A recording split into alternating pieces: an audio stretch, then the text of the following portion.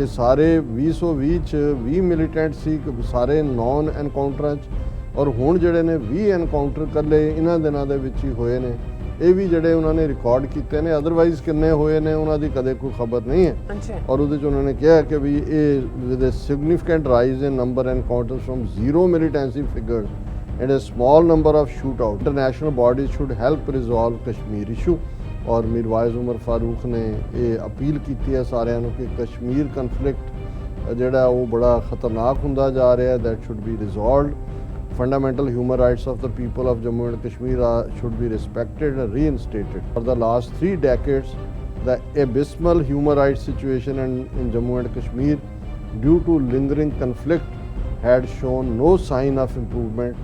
Instead, it has grown worse since August 5th, 2019, when Centre revoked Jammu and Kashmir special status with unprecedented lockdown, extrajudicial measures, detentions, and communication gags. Human rights are the greatest casualty.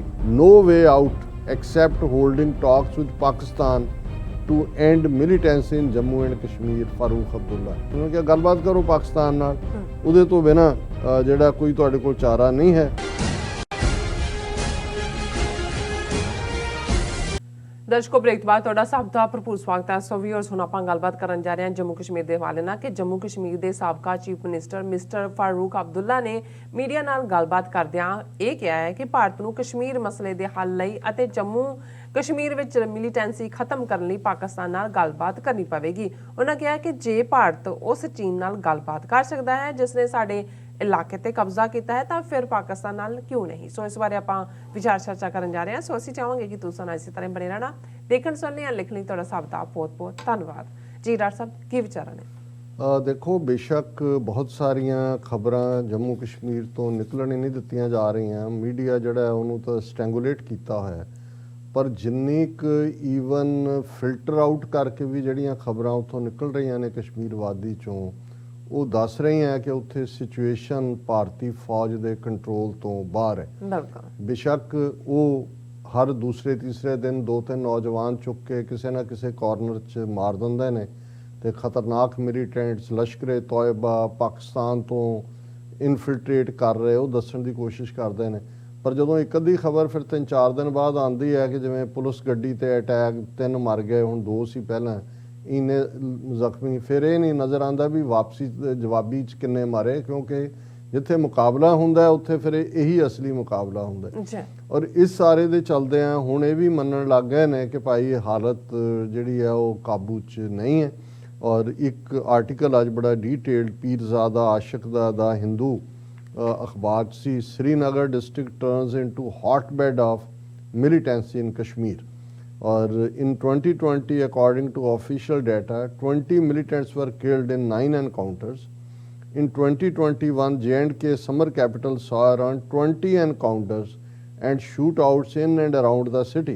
कि सारे 2020 'ਚ 20 militant ਸੀ ਸਾਰੇ non ਐਨਕਾਊਂਟਰਾਂ 'ਚ ਔਰ ਹੁਣ ਜਿਹੜੇ ਨੇ 20 encounter ਇਕੱਲੇ ਇਹਨਾਂ ਦਿਨਾਂ ਦੇ ਵਿੱਚ ਹੀ ਹੋਏ ਨੇ।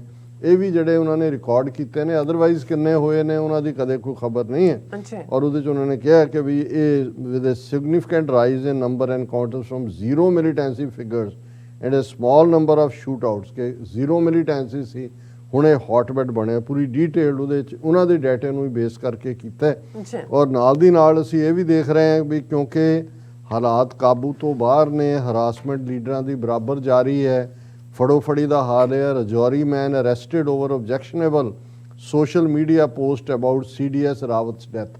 ਜੇ ਕਿਸੇ ਨੇ ਉੱਥੇ ਇਹ ਸਵਾਲ ਵੀ ਚੁੱਕਿਆ ਕਿ ਭਾਈ ਇਹ ਜਿਹੜੀ ਹੈ ਸਸਪੀਸ਼ੀਅਸ ਲੱਗਦੀ ਹੈ, ਇੰਨੇ ਬੈਸਟ ਇਕਵਿਪਡ ਰਸ਼ੀਅਨ ਹੈਲੀਕਾਪਟਰ ਕਿਵੇਂ, ਧੁੰਦ ਤਾਂ ਹੈ ਹੀ ਨਹੀਂ ਸੀ, ਤੇ ਉਹਦੇ ਤੇ ਵੀ ਉਹਨਾਂ ਨੇ ਸੈਡੀਸ਼ਨ ਚਾਰਜ ਲਾ ਕੇ ਰਜੌਰੀ ਤੋਂ ਬੰਦਾ ਚੁੱਕਿਆ ਕਿ ਜੀ ਇਹ ਤੁਸੀਂ ਜਿਹੜਾ ਉਹਦਾ ਬਿਪਨ ਰਾਵਤ ਦਾ ਅਪਮਾਨ ਕੀਤਾ।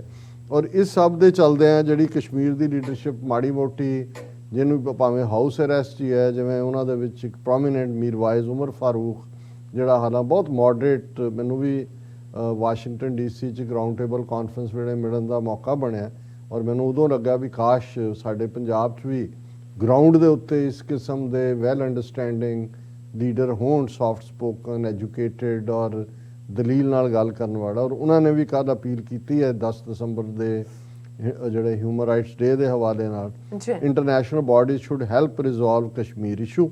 ਔਰ ਮੀਰਵਾਇਜ਼ ਉਮਰ ਫਾਰੂਕ ਨੇ ਇਹ ਅਪੀਲ ਕੀਤੀ ਹੈ ਸਾਰਿਆਂ ਨੂੰ ਕਿ ਕਸ਼ਮੀਰ ਕਨਫਲਿਕਟ ਜਿਹੜਾ ਉਹ ਬੜਾ ਖਤਰਨਾਕ ਹੁੰਦਾ ਜਾ ਰਿਹਾ, that should be resolved. Fundamental human rights of the people of Jammu and Kashmir should be respected and reinstated. ਔਰ ਉਹਨਾਂ ਨੇ ਸਟੇਟਮੈਂਟ ਦਿੱਤੀ ਹੈ ਕਿ ਵੀ ਇਹ ਜਿਹੜਾ for the last 3 decades the abysmal human rights situation in Jammu and Kashmir due to lingering conflict had shown no sign of improvement. Instead, it has grown worse since August 5th, 2019, when Centre revoked Jammu and Kashmir special status with unprecedented lockdown, extrajudicial measures, detentions and communication gags. Human rights are the greatest casualty ਕਿ ਵੀ ਇਹ 5 ਅਗਸਤ 2019 ਤੋਂ worst ਹੈ। ਔਰ ਉਹਨਾਂ ਨੇ ਕਿਹਾ ਕਿ ਵੀ ਸਾਰੇ ਹੀ ਹਿਊਮਨ ਰਾਈਟਸ ਵਾਇਲੇਸ਼ਨਸ ਹਰ ਕਿਸਮ ਦੀਆਂ ਇੱਥੇ ਹੋ ਰਹੀਆਂ ਨੇ। ਔਰ ਹੀ appeal to United Nations, Human Right Council, Amnesty International, Asia Watch, National Human Rights Commission, international leaders and policy makers and people of India to play their part in ensuring that the conflict is resolved and fundamental human rights of people of Jammu and Kashmir are respected and reinstated। ਇਹਨੂੰ ਕਹਿੰਦੇ ਨੇ ਕਿ ਵੀ ਤੁਸੀਂ ਹਾਲ ਦੁਹਾਈ ਪਾ ਰਹੇ ਹੋ ਚਾਰ ਚਫੇਰੇ ਕਿ ਓਏ ਰੱਬ ਦੇ ਬੰਦੇ ਹੋ, ਕੋਈ UN ਵਾਲੇ ਹੋ, ਓਏ ਹਿਊਮਨ ਰਾਈਟ ਵਾਚ, ਓਏ ਐਮਨੈਸਟੀ ਵਾਲੇ, ਓਏ ਜਸਟਿਸ ਲਵਿੰਗ ਇੰਡੀਅਨਸ, ਦੇਖੋ ਸਾਡਾ ਕੀ ਹਾਲ ਕੀਤਾ ਹੋਇਆ, ਸਾਡਾ ਸਭ ਕੁਝ ਖੋਹ ਲਿਆ ਹੋਇਆ ਹੈ ਔਰ ਸਾਨੂੰ ਉਸ ਨਰਕ ਦੇ ਵਿੱਚ ਧੱਕਿਆ ਹੋਇਆ ਹੈ, ਆਓ ਬੋਡੀ ਕਰੋ, ਸਾਨੂੰ ਜਸਟਿਸ ਦਿਓ। ਔਰ ਹਕੀਕਤ ਇਹ ਹੈ ਕਿ ਹੁਣ ਜਦੋਂ ਮਿਲੀਟੈਂਸੀ ਤੇਜ਼ੀ ਨਾਲ ਸਾਹਮਣੇ ਵੱਧ ਰਹੀ ਹੈ, ਹੁਣ ਜਦੋਂ ਜ਼ੁਲਮ ਦਾ ਫਿਰ ਕੀ ਜਵਾਬ ਹੁੰਦਾ, ਉਹ ਤਾਂ ਅਸੀਂ 10 ਦਸੰਬਰ ਵਾਲੇ ਆਪਣੇ ਸੈਗਮੈਂਟ 'ਚ ਡਿਸਕਸ ਕੀਤਾ ਸੀ ਕਿ ਵੀ UN ਚਾਰਟਰ ਹਿਊਮਨ ਰਾਈਟਸ ਦੇ ਪ੍ਰੀਐਂਬਲ ਦੇ ਵਿੱਚ ਉਹਦੀ ਭੂਮਿਕਾ ਦੇ ਵਿੱਚ ਲਿਖਿਆ ਹੋਇਆ ਹੈ, if a man is not to be compelled as a last resort to rebellion, his human rights must be protected by the rule of the law। ਕਿ ਜੇ ਤੁਸੀਂ ਕਿਸੇ ਇਨਸਾਨ ਨੂੰ ਬਗਾਵਤ ਦੇ ਅਖੀਰਲੇ ਉਸ ਰਸਤੇ ਤੇ ਜਾਣ ਤੋਂ ਰੋਕਣਾ ਤੇ ਹਰ ਹਾਲਤ ਵਿੱਚ ਉਹਦੇ ਇਨਸਾਨੀ ਹਕੂਕ ਮਹਿਫੂਜ਼ ਹੋਣੇ ਚਾਹੀਦੇ ਨੇ। ਤੇ ਜੇ ਹੁਣ ਜੋ ਹਾਲ ਉਹਨਾਂ ਨੇ ਕੀਤਾ, ਕੀ ਚੋਇਸ ਹੈ? ਇੱਕ ਇਹ ਹੈ ਕਿ ਤੁਸੀਂ ਬੇਗੈਰਤੀ ਦੇ ਨਾਲ ਉਹਨਾਂ ਦੇ ਹੱਥਾਂ 'ਚ ਮਰੋ, ਤੁਹਾਡੀਆਂ ਬੱਚੀਆਂ, ਮਾਵਾਂ, ਭੈਣਾਂ ਉਹਨਾਂ ਦੇ ਹੱਥਾਂ 'ਚ ਜ਼ਲੀਲ ਹੋ ਰਹੀਆਂ ਨੇ, ਤੁਸੀਂ ਜਿਹੜਾ ਇੱਕ ਮੂਕ ਸਪੈਕਟੇਟਰ ਬਣ ਕੇ ਦੇਖੋ। ਦੂਸਰਾ ਇਹ ਹੈ ਵੀ ਗੈਰਤ ਨਾਲ ਉੱਠੋ ਤੇ ਫਿਰ ਜੋ ਤੁਹਾਡੇ ਤੋਂ ਬਣਦਾ ਕਰੋ। ਘੱਟੋ ਘੱਟ ਰੱਬ ਨੂੰ ਤਾਂ ਤੁਸੀਂ ਕਹੋਗੇ ਕਿ ਭਾਈ ਅਸੀਂ ਜ਼ੁਲਮ ਨੂੰ ਸਹਾਰਿਆ ਨਹੀਂ। ਔਰ ਇਸ ਸਾਰੇ ਦੇ ਚੱਲਦਿਆਂ ਬੇਸ਼ੱਕ ਫਾਰੂਕ ਅਬਦੁੱਲਾ, ਉਮਰ ਅਬਦੁੱਲਾ, ਇਹ ਸਾਰੇ ਹੈ ਤਾਂ ਅਲਟੀਮੇਟਲੀ ਸੱਤਾ ਦੇ ਗਲਿਆਰਿਆਂ 'ਚ ਰਹਿਣ ਵਾਲੇ, ਕੁਰਸੀ ਦੇ ਆਲੇ ਦੁਆਲੇ ਹੀ ਘੁੰਮਦੇ ਨੇ।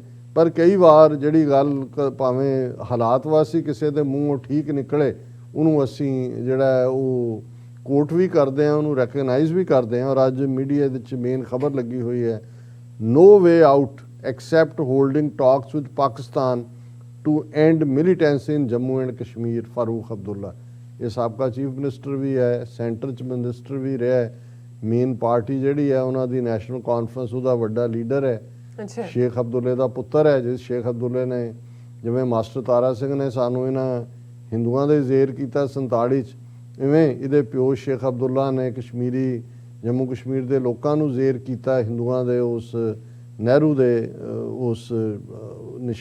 ਉਸ ਦੀ ਜ਼ੇਰ। ਟਰਮਿੰਗ ਦ killing of 2 police personnel by terrorists in Valley a sad story, National Conference President Farooq Abdullah said there is no way out except holding talks with Pakistan to end militancy in Jammu। ਉਹਨਾਂ ਨੇ ਕਿਹਾ ਗੱਲਬਾਤ ਕਰੋ ਪਾਕਿਸਤਾਨ ਨਾਲ, ਉਹਦੇ ਤੋਂ ਬਿਨਾਂ ਜਿਹੜਾ ਕੋਈ ਤੁਹਾਡੇ ਕੋਲ ਚਾਰਾ ਨਹੀਂ ਹੈ।